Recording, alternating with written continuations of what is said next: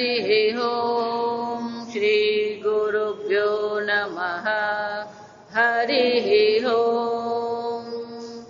ॐ पार्थाय प्रतिबोधितां भगवता नारायणेन स्वयं व्यासेन ग्रथितां पुराणमुनिना मध्ये महाभारतम् अद्वैतामृतवर्षिणीं भगवतीम् अष्टादशाध्यायिनीम् अम्ब त्वामनुसन्दधामि भगवद्गीते भवद्वेषिणीम् नमोऽस्तु ते व्यासविशालबुद्धे पुल्लारविन्दायतपत्रनेत्र येन त्वया भारततैलपूर्णः प्रज्वालितो ज्ञानमय प्रदीपः प्रपन्नपारिजाताय स्तोत्रवेत्रैकपाणये ज्ञानमुद्राय कृष्णाय गीतामृतदुहे नमः। सर्वोपनिषदो गावः दुग्धा गोपालनन्दनः पार्थो वत्ससुधीर्भोक्ता दुग्धं गीतामृतं महत् वसुदेवसुतं देवं कंसचाणूरमर्दनं देवकी परमानन्दं कृष्णं वन्दे जगद्गुरुं भीष्मद्रोणतथा जयद्रथजला गान्धारनीलोत्पला शल्यग्राहवती कृपेण वहने कर्णेन वेलाकुला अश्वत्थामविकर्णघोरमकरा दुर्योधनवर्तिनी सोत्तीर्णा खलु पाण्डवैरणनदी कैवर्तकः केशवः पाराशर्यवचः सरोजममलम् गीतार्थगन्धोत्कटम् नानाख्यानककेसरं हरिकथा सम्बोधनबोधितम् लोके सज्जनषट्पदैरहरः पेपीयमानं मुदा भूयाद्भारतपङ्कजं कलिमल प्रध्वंसिन श्रेयसे मूकं करोति वाचालं पङ्गुं लङ्घयते गिरिं यत्कृपातमहं वन्दे परमानन्दमाधवम् यं ब्रह्मा वरुणेन्द्ररुद्रमरुतः स्तुन्वन्ति दिव्यैस्तवैः वेदैः गायन्ति यं सामगाः ध्यानावस्थिततद्गतेन मनसा पश्यन्ति यं योगिनः यस्यान्तं न विदुःसुरासुरगणाः देवाय तस्मै नमः। ॐ सहना भवतु सहनौ भुनक्तु सह वीर्यं करवावहै तेजस्विनावधीतमस्तु मा विद्विषावहै। ॐ शान्ति शान्ति शान्तिः। एवं प्रवर्तितं चक्रम् नानुवर्तयति हयः अघायुरिन्द्रियारामः मोघं पार्थ स जीवते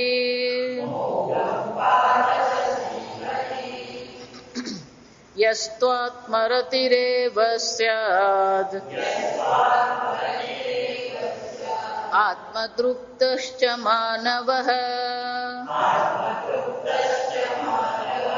आत्मन्येव च सन्तुष्टः तस्य कार्यं न विद्यते।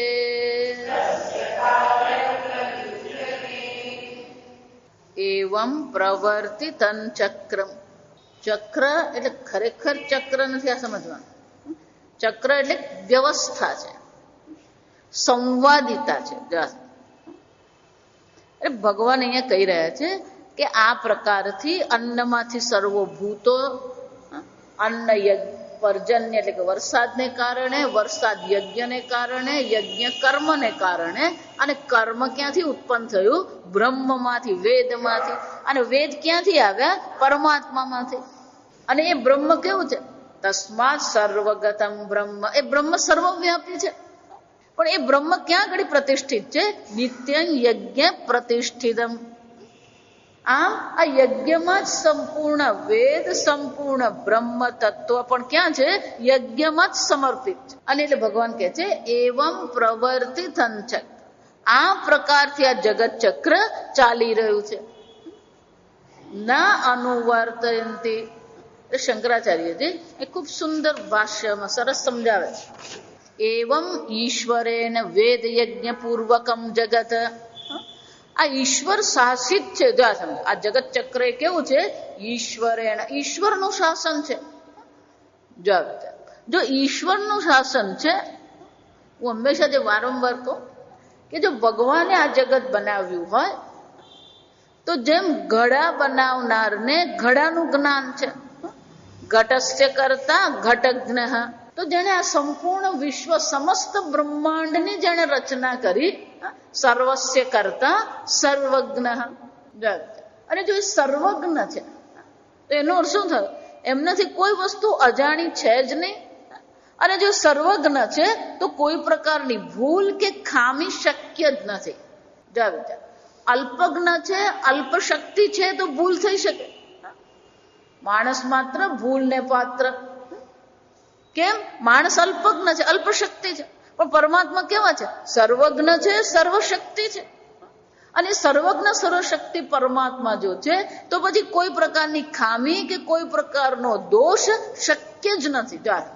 ભક્ત એને જ કહેવાય કે જ્યારે કોઈ પ્રકારના દોષ ભગવાનમાં એ જોતો જ નથી.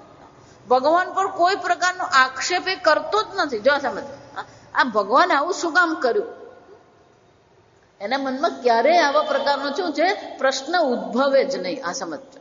જાહી બીધી રાખે રામ, તાહી બીધી રહીએ. સીતારામ સીતારામ સીતારામ કહીએ. અથવા નરસિંહ મહેતા શું કહી ગયા? જે ગમે જગદગુરુ જગદીશને તે તણો ખરખરો. જો આ સમજો, કોઈ પ્રકારનો ખરખરો કરવાની જરૂર જ નથી. ભગવાન બધું બરાબર જ ગોઠવ્યું. અને એટલે અહીંયા શંકરાચાર્ય કહે છે આજે એવમ પ્રવર્તિતં ચક્ર. આ જગત ચક્ર ચાલી રહ્યું છે.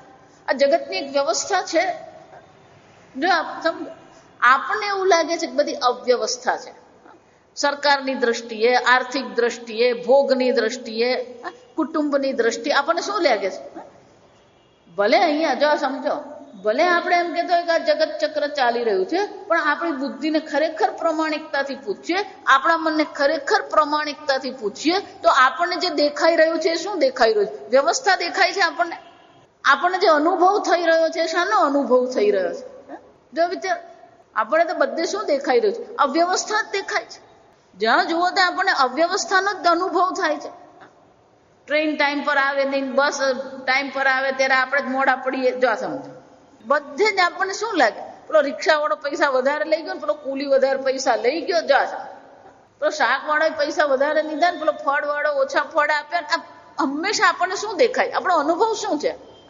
આપણો અનુભવ તો અવ્યવસ્થા જ છે. જો સમજો, પછી અત્યારનું હોય કે ત્યારનું, અર્જુનને શું દેખાતું હતું? અવ્યવસ્થા જ દેખાતી હતી. એમ જ માનતો હતો કે આ યુદ્ધ નકામું જ છે ભગવાન.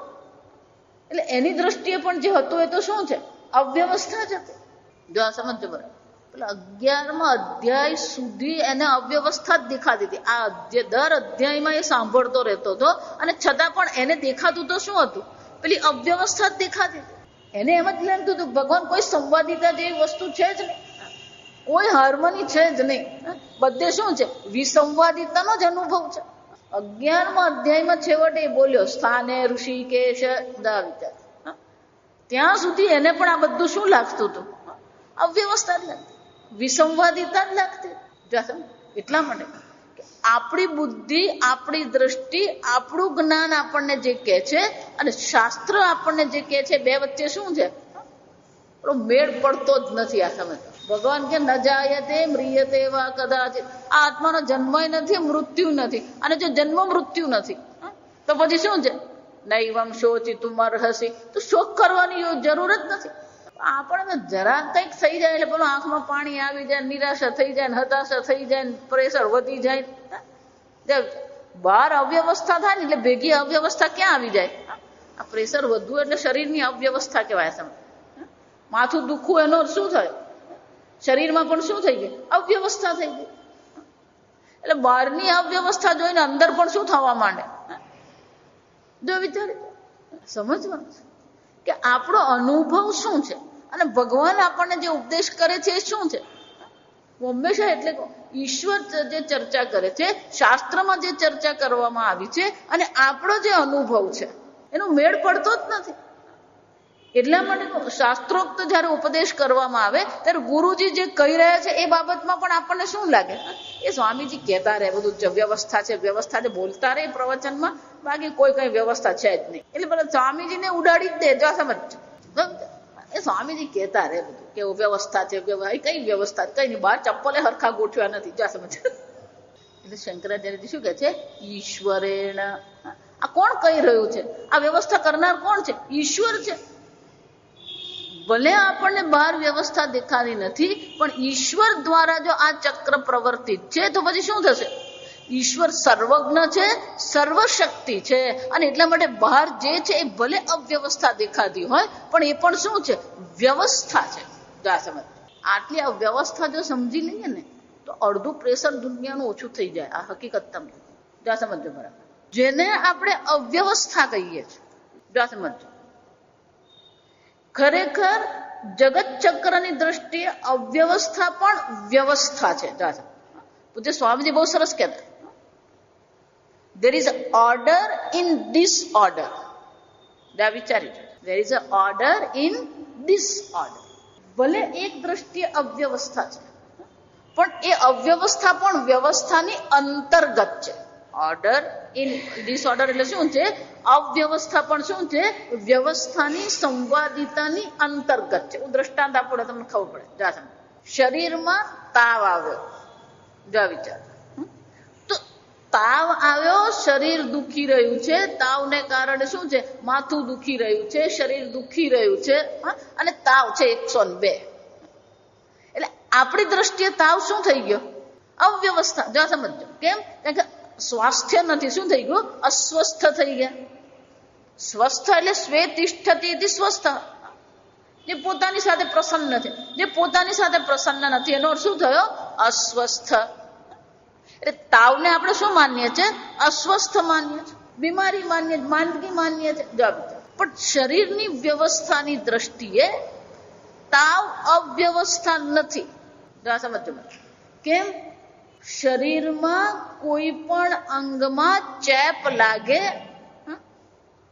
અને એ ચેપને કારણે, ઇન્ફેક્શનને કારણે, એ ઇન્ફેક્શન દૂર કરવા માટે ચેપના જે જંતુઓ છે એને મારી નાખવા માટે આ શરીર શું કરે છે? પોતે તાપમાન વધારે છે. મગજ જ આ શરીર, આપણી ત્વચાને શું કહે છે? કે તાપમાન શું કરો? વધારો. હકીકત તમને ગરમી કઈ બહારથી નથી આવતી.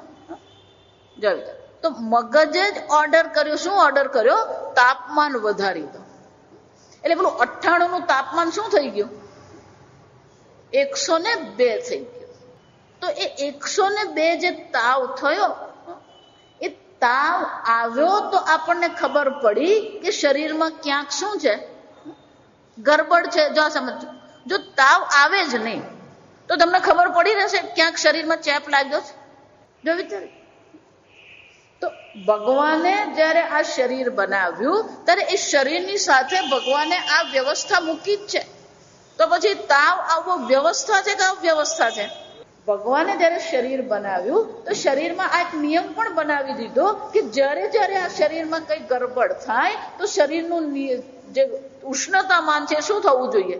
વધવું જોઈએ. જો વિચાર, આ સમજો, જેને આપણે કહીએ ને દુખે છે, દુખે એટલે પીડા કહેવાય. એને શું કહેવામાં આવે? પીડા કહેવાય. જો સમજો, પેઇન.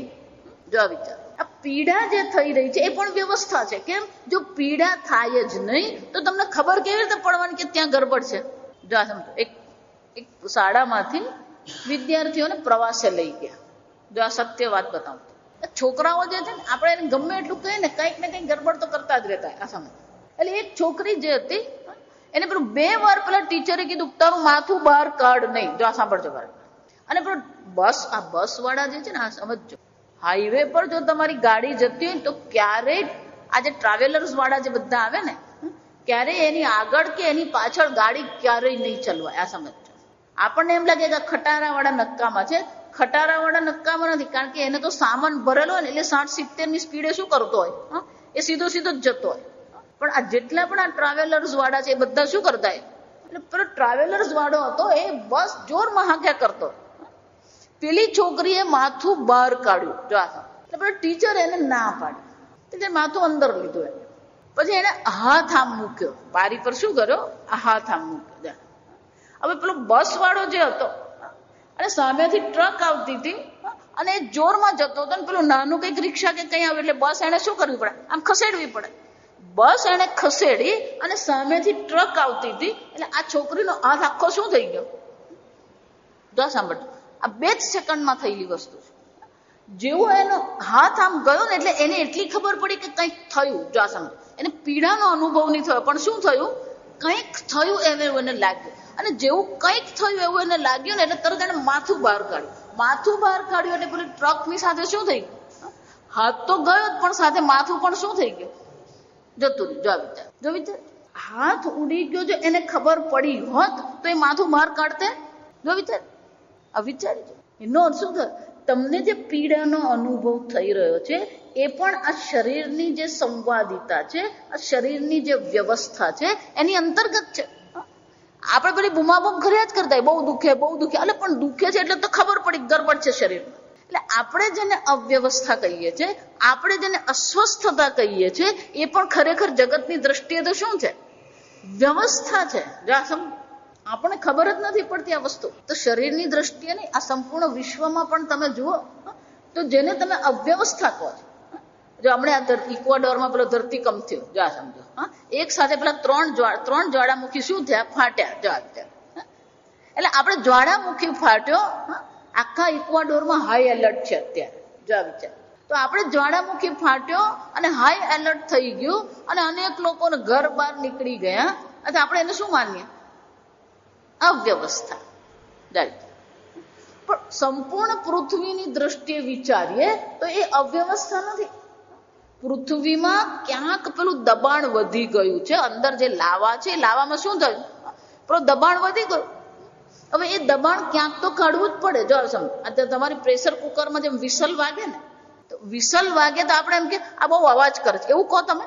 આ કુકર લઈ આવે પણ અવાજ બહુ કરે છે એટલે કુકર શું કરવાનું? પાછું આપી. એવું છે. જો પૃથ્વીમાં અંદર ગરમ લાવા છે. જો સમજ, એ લાવામાં જયારે દબાણ ખૂબ વધી જાય તો પૃથ્વીએ શું કરવું પડે? એ દબાણ ક્યાંક ને ક્યાંક તો કાઢવું પડે. જો સમજ, જો એ દબાણ નહીં કાઢે તો આખી પૃથ્વી શું થઈ જાય? ફાટી જાય. જો વિચાર, તો જ્વાળામુખી ફાટવો વ્યવસ્થા કે અવ્યવસ્થા? વિચારી જોજો. પણ આપણે ફક્ત આપણી સંકુચિત દ્રષ્ટિએ જ વિચાર કરીએ છીએ. કેમ? મારું ઘર સલામત રહેવું જોઈએ, મને 2 વાર ખાવાનું મળવું જોઈએ, મને 8 કલાક ઊંઘવાનું મળવું જોઈએ. તો શું કહેવાય? વ્યવસ્થા. સમજો, સંપૂર્ણ સૃષ્ટિ જે છે ને એક વ્યવસ્થા છે. નક્ષત્ર કહીએ, તારા કહીએ, પૃથ્વી કહીએ, ગ્રહ કહીએ, સૂર્ય કહીએ. આ સૂર્યને પણ તમે જુઓ ને, ત્યાંની વ્યવસ્થા હજી પેલા વૈજ્ઞાનિકો સમજી શકતા જ નથી. કેમ કે આવડો મોટો સૂર્ય છે, પેલો વાયુનો ગોળો છે. સૂર્ય શું છે? વાયુનો ગોળો છે. જોયું, આપણો સામાન્ય પેલો બોમ્બ હોય ને, જો વિચાર, તો એ બોમ્બ જે છે, એ બોમ્બ ફાટે ત્યારે શું થાય? ધારો કે ગાડીમાં જો બોમ્બ ફાટે તો આખી ગાડીનું શું થઈ જાય? આપણે ગુજરાતીમાં શું કહીએ? ફૂરચા ઉડી જાય. જો વિચાર, તો પેલા સૂર્ય તો વાયુ છે અને અનેક ધડાકા થઈ રહ્યા છે, છતાં પણ એ સૂર્ય શું છે? એક બોમ્બ ફાટીને જો ગાડીના ફૂરચા ઉડી જતા હોય તો આવા કરોડો ને અબજો જો ત્યાં આગળ શું થાય છે? અણુ ધડાકા થઈ રહ્યા છે, તો આખો સૂર્ય શું થઈ જવો જોઈએ? છિન્ન ભિન્ન થઈ જ જવો જોઈએ. આ આપણી સમજદારી. આ સમજો, આ શું છે? આપણી સમજદારી છે. પણ એ આપણી સમજદારી ટૂંકી છે. સૂર્ય હજી કેવો છે? એક ગોળો સ્વરૂપે જ છે. અને ત્યાં પણ પેલું દબાણ છે. આ સમજો, બહાર જેટલું ગરમી છે ને, એના કરતી કરોડો ગણી ગરમી ક્યાં છે? એના કેન્દ્રમાં છે. જો સમજવાનું. જેમ આપણે ત્યાં પેલી જ્વાળામુખી ફાટે ને દબાણને કારણે, એમ ત્યાં પણ થાય. એને કલંક, સૂર્ય કલંક આપણે ગુજરાતીમાં એને કહીએ. ત્યાં પણ અનેક પ્રકારનું જયારે દબાણ વધી જાય ત્યારે શું કરે? એ ફ્લેર કહેવાય. જો આ સમજો, સૂર્યની શું થતી હોય? અનેક જ્વાળાઓ નીકળે. આ બધી જે જ્વાળાઓ જે નીકળે ને, એ જ્વાળાઓ એટલી મોટી છે કે એમાં લાખો પૃથ્વી સમાઈ જાય. એક જ સૂર્યની જે ફ્લેર જેને કહેવામાં આવે, એ શું છે? આમ એ સૂર્યમાંથી પણ પોતાનું દબાણ શું કરે છે? એ ઘટાડે છે. આમ અહીંયા ફક્ત પૃથ્વીની દ્રષ્ટિએ, મનુષ્યની દ્રષ્ટિએ કે પશુ પક્ષીની દ્રષ્ટિએ નહીં, સંપૂર્ણ બ્રહ્માંડની દ્રષ્ટિએ વિચારીએ તો સંપૂર્ણ બ્રહ્માંડ એક સંવાદિતા છે, એક હાર્મની છે. અને એ કોના દ્વારા છે? ઈશ્વરેણ પ્રવર્તિતમ. આ ઈશ્વર દ્વારા આ સંપૂર્ણ જગતની એક વ્યવસ્થા ઉત્પન્ન કરવામાં આવી છે. અને એ વ્યવસ્થાની અંતર્ગત, જો આ સાંભળજો બરાબર, એ વ્યવસ્થાની અંતર્ગત મનુષ્ય માટે, આ સમજો, વેદ યજ્ઞ પૂર્વકમ જગત. કારણ કે વેદ અને યજ્ઞ કોને માટે છે? કૂતરા બિલાડા અને વાઘ માટે નથી. આ સમજવાનું. વેદ અને યજ્ઞ કોને માટે છે? આ મનુષ્ય માટે છે. આમ આ સંપૂર્ણ બ્રહ્માંડ એક વ્યવસ્થા છે. એ વ્યવસ્થાની અંતર્ગત મનુષ્ય માટે ભગવાને બીજી એક વ્યવસ્થા ઊભી કરી, જેને કહેવાય વેદ અને યજ્ઞ. અને વેદ અને યજ્ઞ જે સંવાદિતા જે છે, એ સંવાદિતાનું જે અનુસરણ કરતો નથી. જો આ સમજો. કેમ કે વેદ અને યજ્ઞની જે સંવાદિતા જે છે, એનું જો તમે અનુસરણ કરો તો આ સંપૂર્ણ બ્રહ્માંડની સંવાદિતાનું પણ શું થઈ જાય? અનુસરણ થઈ જ જાય. જો વેદ અને યજ્ઞનું અનુસરણ નહીં કરશો તો પછી શું થશે? આ બ્રહ્માંડનું પણ શું થશે? વિસંવાદિતા. ગઈકાલે કહ્યું એમ કે આજે પ્રદૂષણ થઈ રહ્યું છે, શું છે? જો વિચાર. એટલે શંકરાચાર્યજી કહે છે, આ ઈશ્વર દ્વારા જે પ્રવર્તિતમ ચક્ર જે છે, એ કેવું છે? વેદ યજ્ઞ પૂર્વકમ જગત ચક્રમ પ્રવર્તિતમ. બે જ વસ્તુ છે. એક વેદ શાસ્ત્ર છે અને બીજું શું છે? યજ્ઞ કર્મ છે.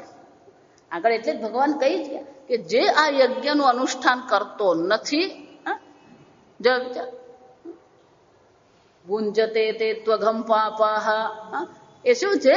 પાપ જ ખાઈ રહ્યો છે. એનો અર્થ શું થયો?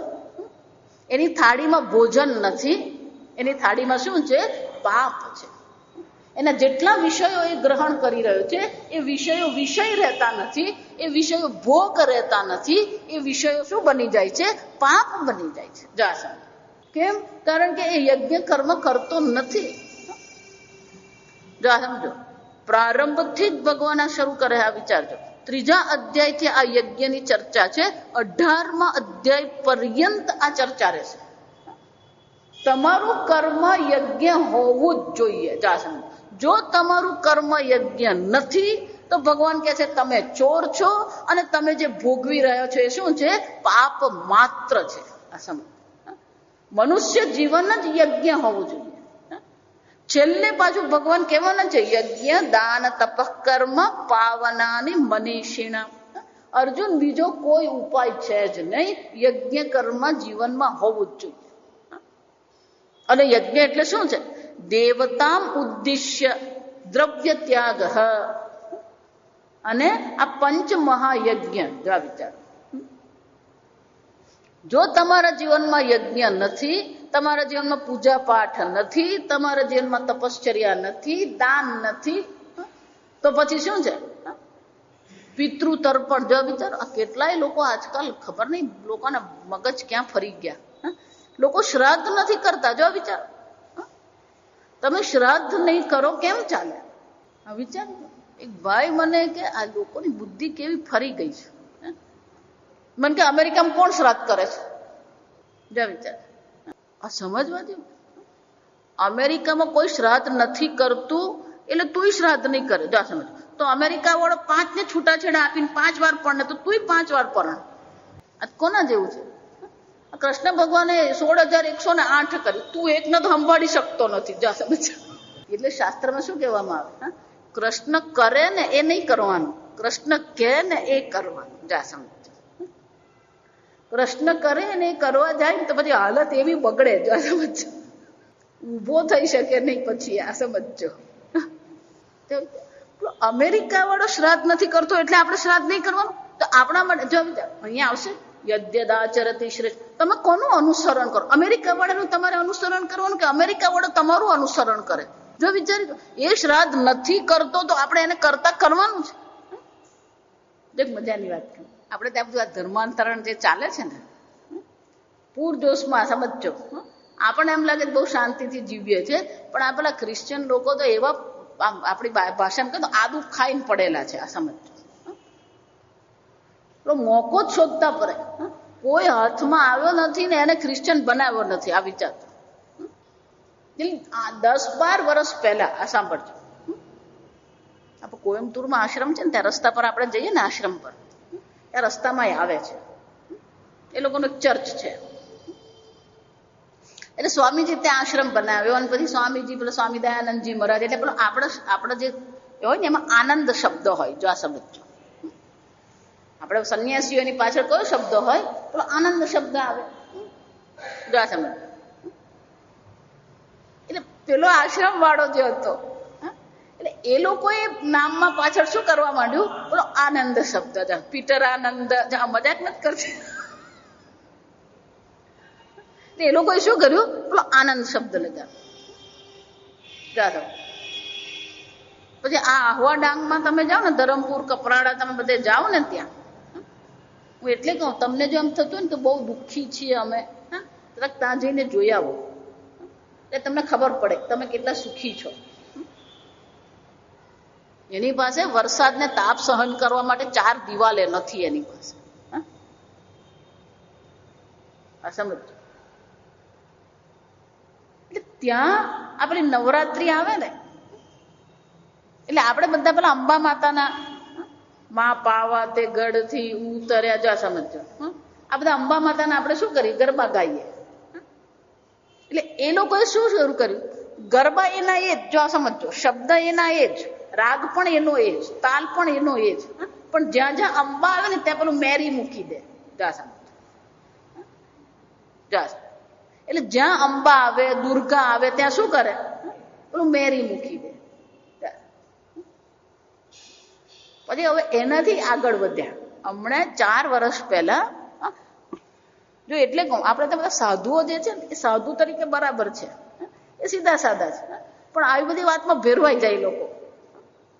એટલે હમણાં 4 વર્ષ પહેલા આ હરિદ્વારમાં એ લોકોએ જમીન લીધી. જો સાંભળજો બરાબર.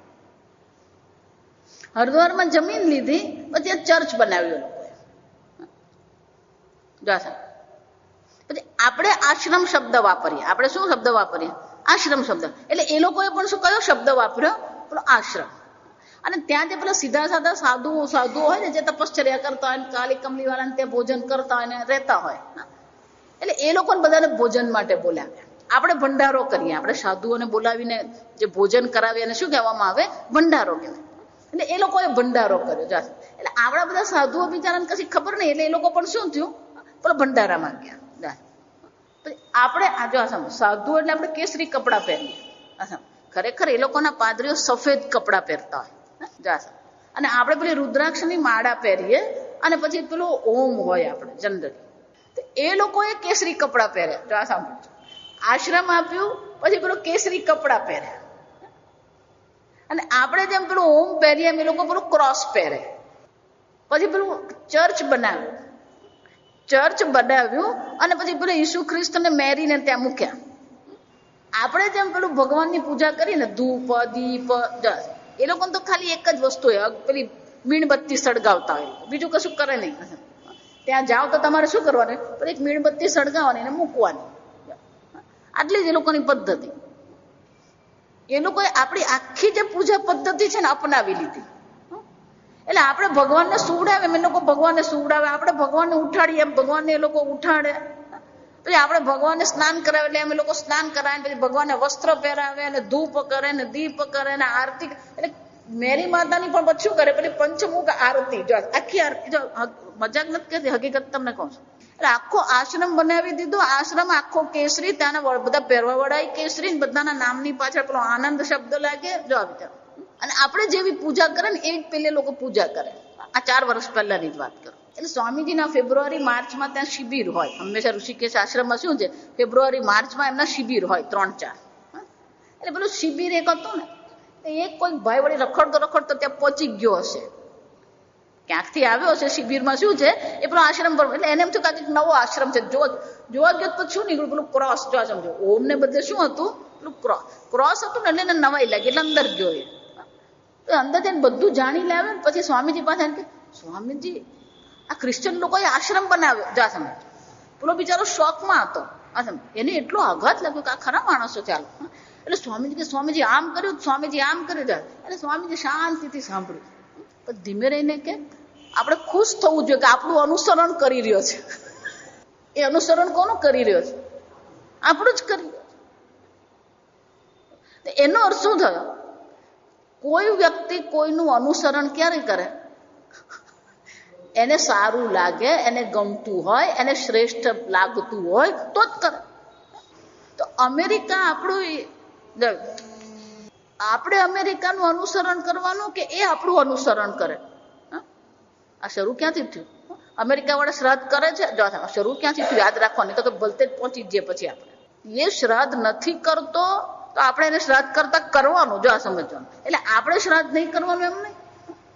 જો સમજ, પિતૃયજ્ઞ તર્પણમ આપણે જોઈ ગયા. પિતૃઓ માટે શું કરવું પડે? અનિલભાઈ એમાં નથી, અનિલભાઈ એમાં ચાલુ રાખો. પિતૃ તર્પણ આપણે કરવાનું જ છે. કેમ? પંચમહાયજ્ઞમાંનો એક યજ્ઞ કયો છે? આ પિતૃયજ્ઞ છે. જો વિચારો, આમ અહીંયા શું કહેવામાં, યજ્ઞ પણ આપણે કરવાના છે. આપણું જીવન જ યજ્ઞ બનવું જોઈએ.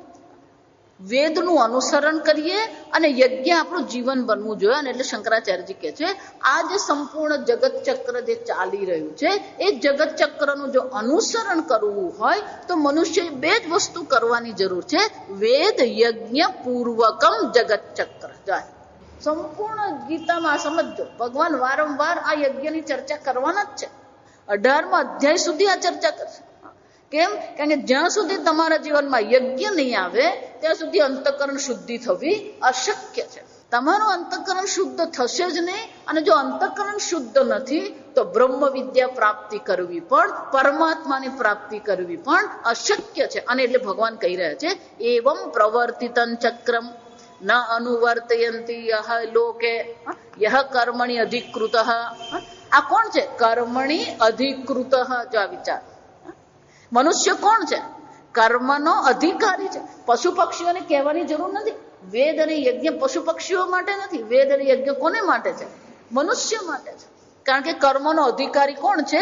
મનુષ્ય છે. કર્મ કરવાની સ્વતંત્ર સંકલ્પ શક્તિ મનુષ્યને આપવામાં આવી છે. અને એટલે શંકરાચાર્યજી કહે છે જે મનુષ્યને કર્મમાં અધિકાર છે, સ્વતંત્રતા છે, એ જો આ વેદનું અનુસરણ કરતો નથી, જો એ યજ્ઞ કર્મ જીવનમાં કરતો નથી, શું થશે? અગાયુઃ અઘમ પાપમ આયુઃ જીવનમ યસ્ય સહ અગાયુઃ પાપ જીવન ઇતિ યાવત. શંકરાચાર્યજી કહે છે યાવત એટલે આપણે બધું આવી જ ગયું. જો આ સમજો, એનું જીવન જ આખું ને આખું એનું જીવન જ શું થઈ ગયું? પાપ જીવન. એનું જીવન જ પાપ છે. જો વિચાર, જો તમારા જીવનમાં વેદનું અનુસરણ નથી, તમારા જીવનમાં યજ્ઞ નથી, દાન નથી, તપશ્ચર્યા નથી, તો પછી તમારું જીવન શું છે? આ વિચારી. હું એટલે કહું, જે લોકો બસ આ કમાણી કરી ખાધું પીધું શું કહેવાય, અર્થ અને કામ માટે જ જે જીવન જીવે છે, અર્થ અને કામ માટે જ જે જીવન જીવી રહ્યો છે, જેના જીવનમાં ધર્મ નથી, જેના જીવનમાં યજ્ઞ કર્મ નથી, એનું જીવન તો કેવું છે? પાપ માત્ર છે. અને એટલે ભગવાન કે છે અગાયુહુ ઇન્દ્રિયરામ ઇન્દ્રિય આરામ આરમણમ આ ક્રીડા વિષયેષુ.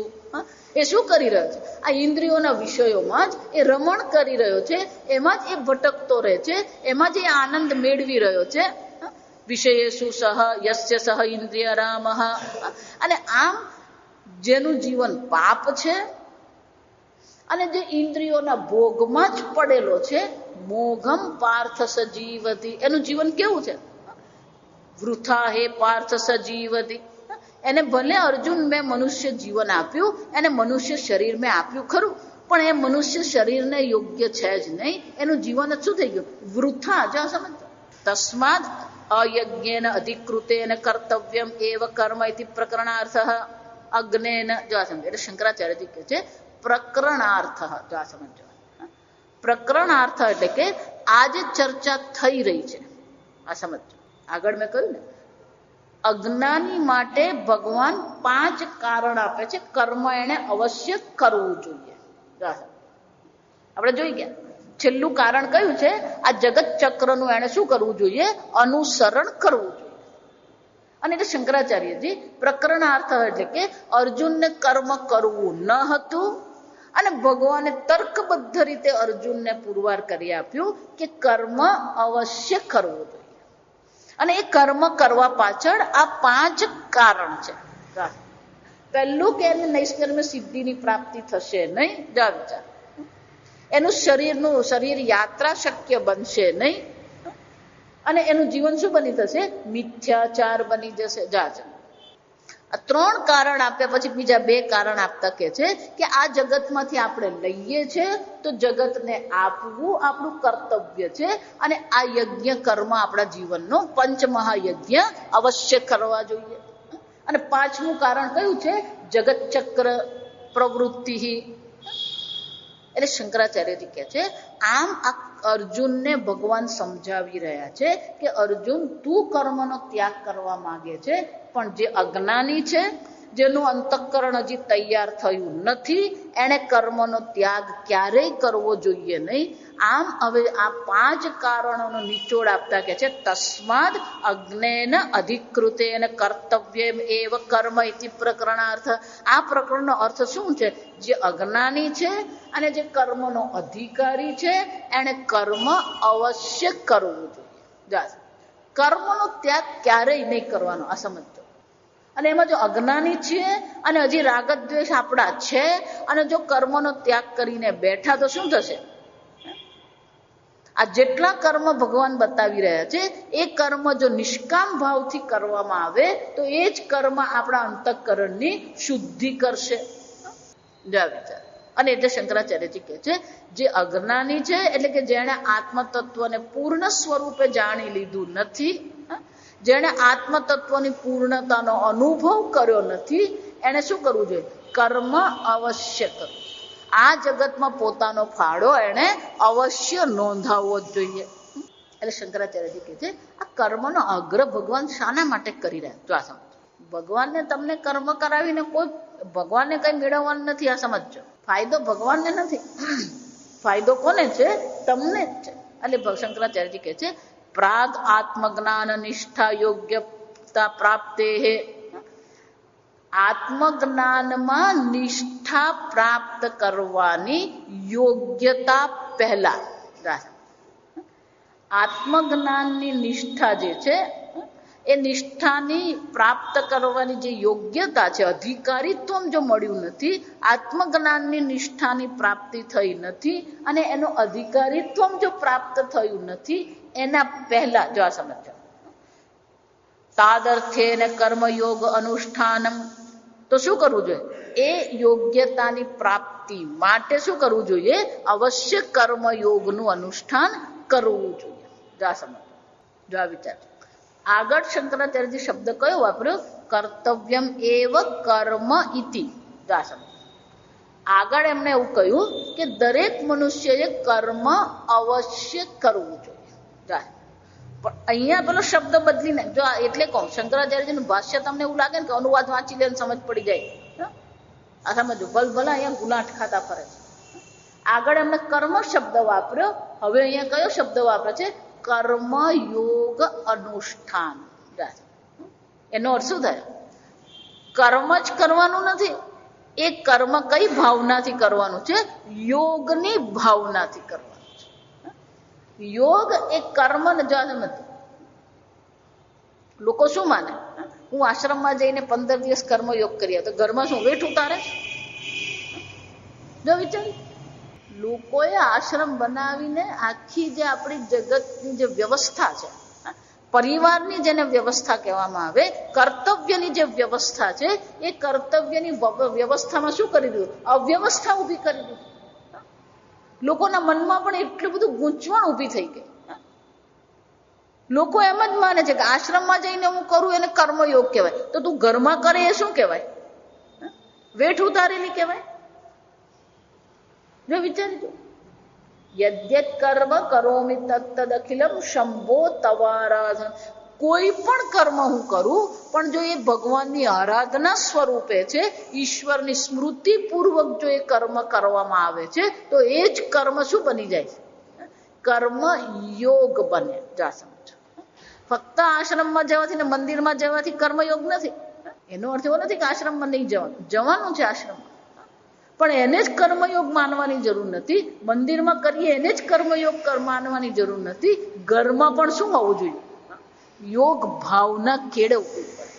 હું એટલા માટે કહું છું કે આવા બધા કારણોથી કેટલાય પરિવારો બધા તૂટી ગયા છે. આ સમજો, હું વર્ષો પહેલા જ્યારે અહીંયા આવીને ત્યારે એક પરિવાર સાથે મારે ઓળખાણ થઈ હતી. એ પરિવાર બહુ મજાનું હતું.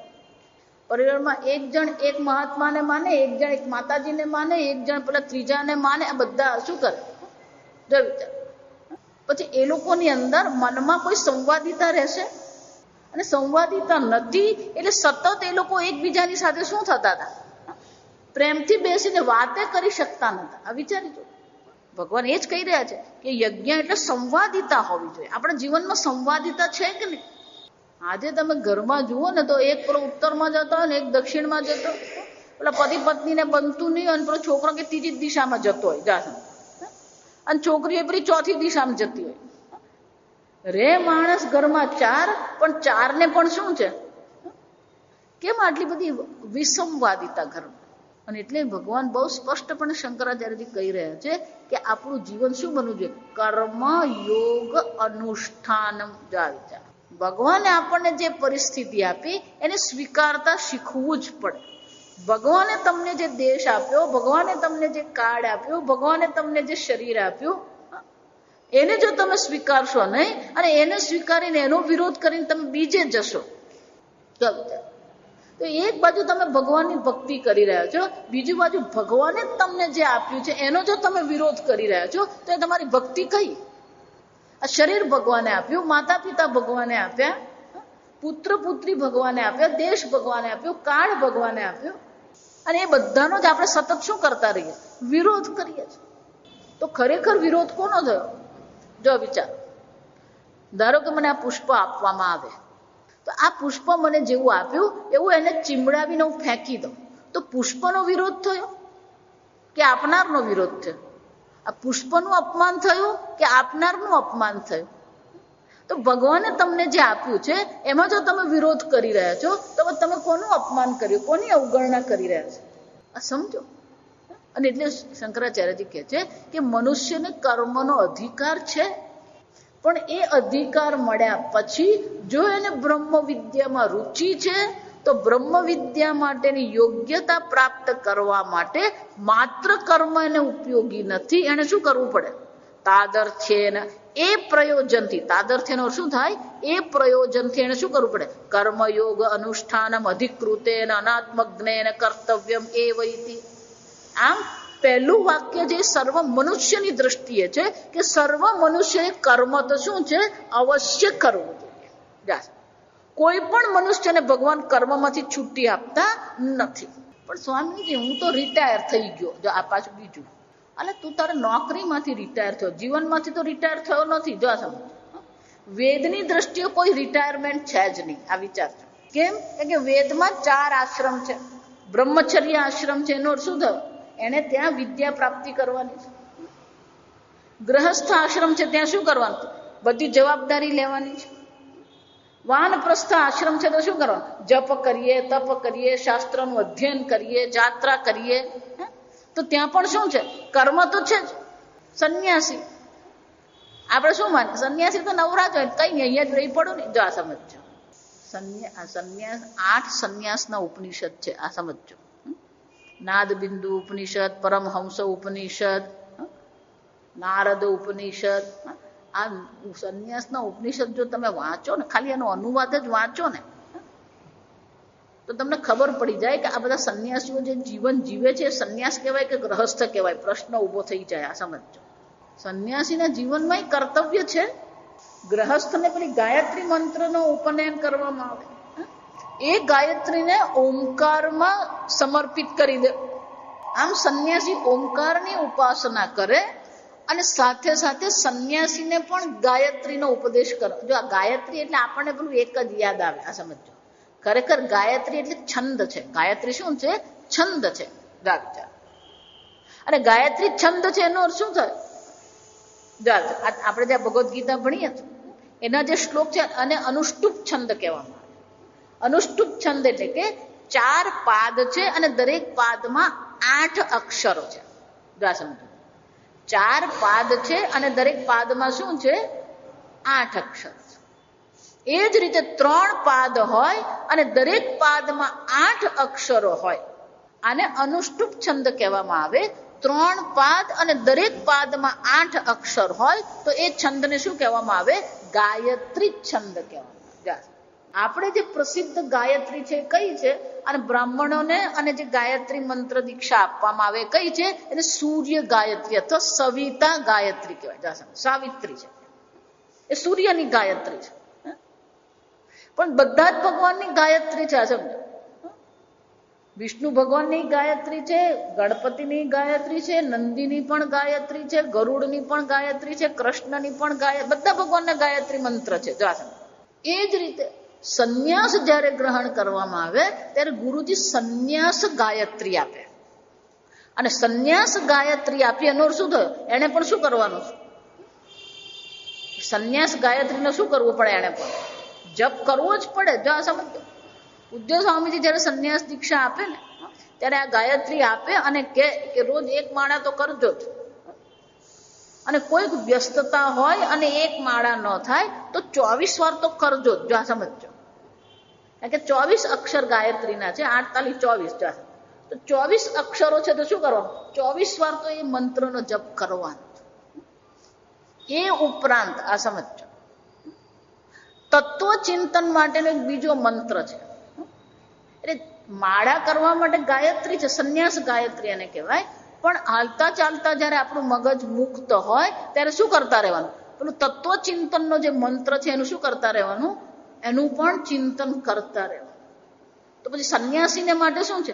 ભલે કર્મનો ત્યાગ થઈ ગયો, જો આ સમજો, લૌકિક કર્મનો ત્યાગ થઈ ગયો, પણ વૈદિક કર્મને એને યજ્ઞ કર્મનો ત્યાગ થઈ ગયો, પણ એને પણ શું કરવાનું છે?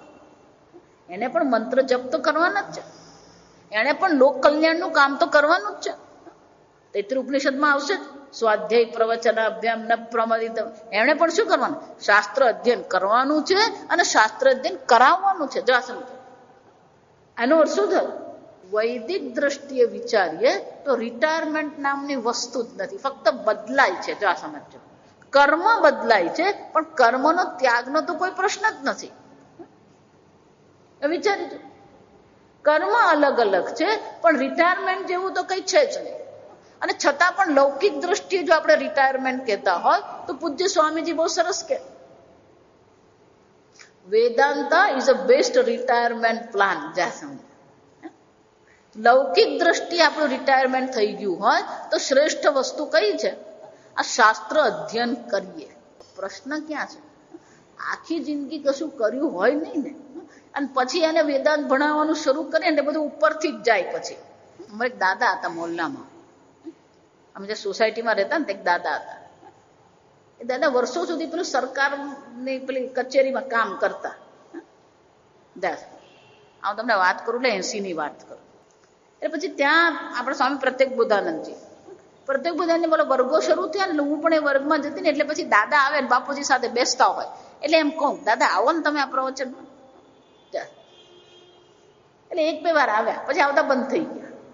આ સુરતમાં પેલું શ્રાવણ મહિનામાં ખાસ લોકો જાય, પેલું કંતારેશ્વર મહાદેવ છે સુરતમાં, કતારગામાં પેલું કંતારેશ્વર મહાદેવ છે. એ લોકોનું એક નાનું વસ્તુ પત્રિકા બહાર પડે એટલે દાદા એમાં છે ને નાના નાના આપણા જે પુરાણના કે લૌકિક જે વ્યવહારિક જે કથાઓ જે આપણી બધી છે એ કથા લખીને આપતા દાદા. એ કથા લખીને આપે ને એટલે એમને પેલા 7-8 પત્રિકાઓ આવે એટલે એક પત્રિકા અમારે ત્યાં આપવા આવે. સરસ વાર્તા લખે દાદા, બોધ કથા લખતા. એટલે પછી એમ કહું, દાદા તમે આ બોધ કથા લખો, આ ઉપદેશ કથા લખો છો, આ શાસ્ત્ર ભણવા તો આવો. જો આ એમના જ શબ્દો છે. એ પેલું સરકારી નોકરી કરતા હતા એટલે મને કે જો બિલકુલ દેશી વાત એમણે કરેલી. મને કે ગાયના ભેંસ તળે ને ભેંસને ગાય તળે કરેલા, પછી તું મને કે શાસ્ત્ર સાંભળ. ગામડાની કહેવત છે, ગાયના ભેંસ તળે ને ભેંસના ગાય તળે. એનો અર્થ શું થાય? ઊંધું ચતું કરેલું હોય. આની ફાઇલ અહીંયા મૂકીને પેલાની ફાઇલે આ બધું આખી જિંદગી મને કે ઊંધું ચતું. મેં 50 વર્ષ નોકરી કરેલી ને 50 વર્ષ મેં ઊંધું ચતું કરેલું ને હવે તું મને એમ કે તમે ગીતા ભણો. જો આ વિચાર છે, સમજ? એટલે અહીંયા 8મા અધ્યાયમાં જ ભગવાન તસ્માત સર્વેષુ કાલેષુ મામ અનુસ્મર. શું કરવું પડે? રિટાયરમેન્ટ આવે ને એ પહેલેથી શું કરવા માંડવું પડે? જપ કરીએ, તપ કરીએ, દાન કરીએ, યજ્ઞ, આ બધું પહેલેથી કરેલું હોય તો જ્યારે રિટાયર થઈએ ત્યારે ક્યાં રુચિ પડે? પહેલેથી જ આપણે કર્તવ્ય બુદ્ધિ કેળવી હોય, પહેલેથી જ આપણે આ કર્તવ્ય કર્મ કરતા હોઈએ તો પછી આ પાછલા જીવનમાં આ વેદાંતમાં આપણને રુચિ પડે.